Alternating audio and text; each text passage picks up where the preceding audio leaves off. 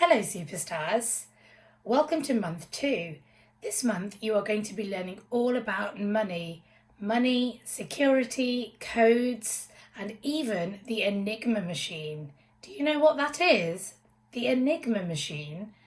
That's a funny word, isn't it? So tell me, what do you think of when I say the word code?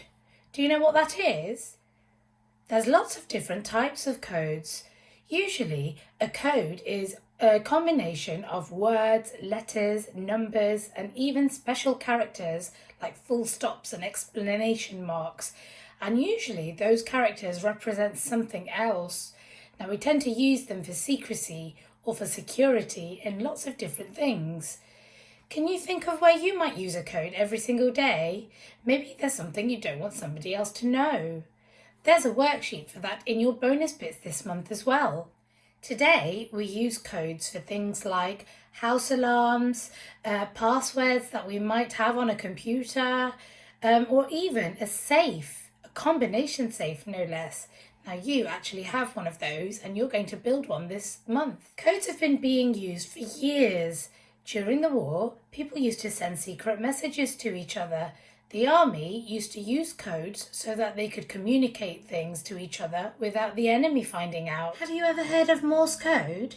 Morse code has been being used since the 1800s.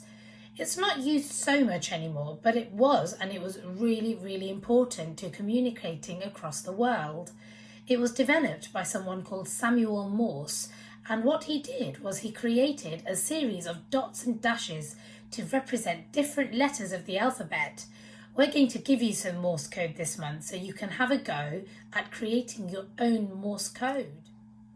Morse code was really important, especially during the war. It also gets used on ships to communicate with each other when they're on the water. Have you ever heard of a cipher? What do you know about ciphers? A cipher is a way of scrambling letters to represent other letters, so that if you intercepted a message during the war, it would all just look like jumbled up letters. It would make no sense to you at all. The only person that can decipher the cryptic message would be the person that had something called a key.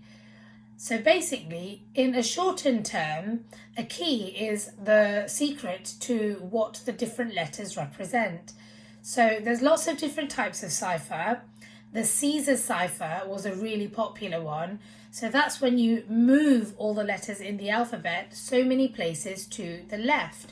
So for example, if the key was 3, so A, B, C, D, imagine the alphabet, you move all the alphabet 3 places to the left. So what that means is A becomes C, B becomes D, and so on and so forth. So you can write out a whole message just using the scrambled up term. The only person that would then be able to work it out would be the person that knew that 3 was the key. During the war, there was a cipher machine called the Enigma machine. It was created by the Germans to write secret messages to each other. However, there's a place here in the UK called Bletchley Park. Code breakers were employed there to crack the Enigma code. In the end, it was somebody called Alan Turing who cracked the code. Alan and Gordon invented something called the bomb. Now that's not the explosive thing that goes everywhere and creates fire and havoc. That was a thing that broke the code. It gave Britain and its allies a huge advantage when they learnt how to do it. Alan Turing is still remembered even today. His face is even on some £50 notes that are in circulation. We've given you a £50 note so that you can see what one looks like. This month, your task is going to be to create an entire combination safe.